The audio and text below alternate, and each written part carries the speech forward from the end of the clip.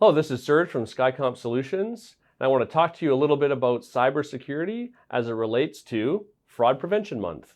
So, through the pandemic, there's been an awful lot of extra fraud, and you've probably seen news articles of people getting hacked, and that's the fraudsters or bad actors trying to steal data from you. So, I wanted to give you 3 easy things that you can do to help reduce the chances that you'll get hacked and have fraud committed against you. The first and foremost, it's called by a couple of different names, either MFA, standing for multi-factor authentication, or 2FA, standing for two-factor authentication.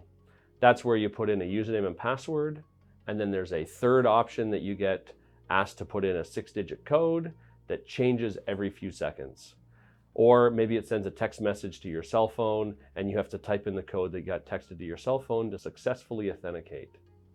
Again, you might think that that's annoying, it adds a bunch of extra time, it's a pain in the neck to log into my bank website or my email doing that, but the level of security it provides is significant.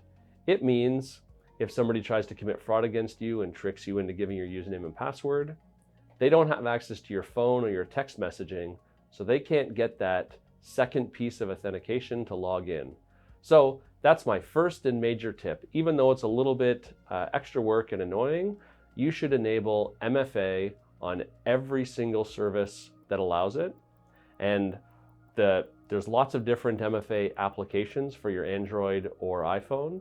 The one I like the most is the Microsoft Authenticator. It lets you back up all of that data to your OneDrive account with Microsoft.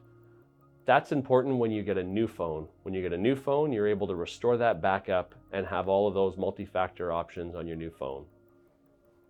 The second one, and a lot of people don't think about this, is a password keeper or a password manager. There's lots of options out there. Google Chrome has a basic one built into the web browser. There's also LastPass or KeepKey. There's quite a few different services available on the market. What this allows you to do is have unique passwords for every site.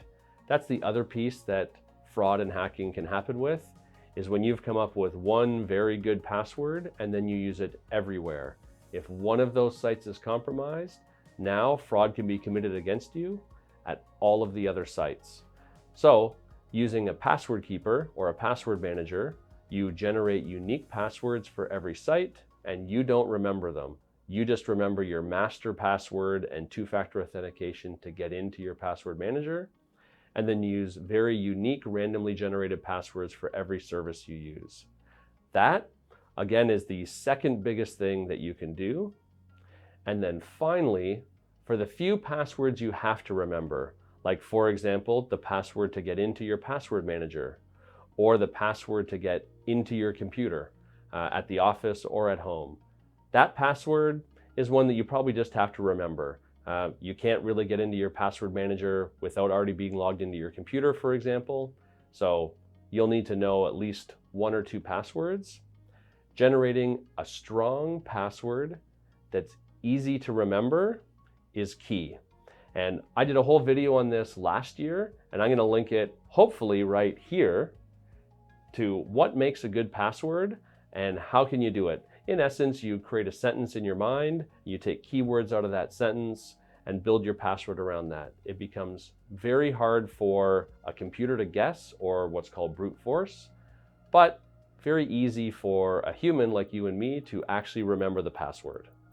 So those are my 3 tips for Fraud Prevention Month on how you can increase your security.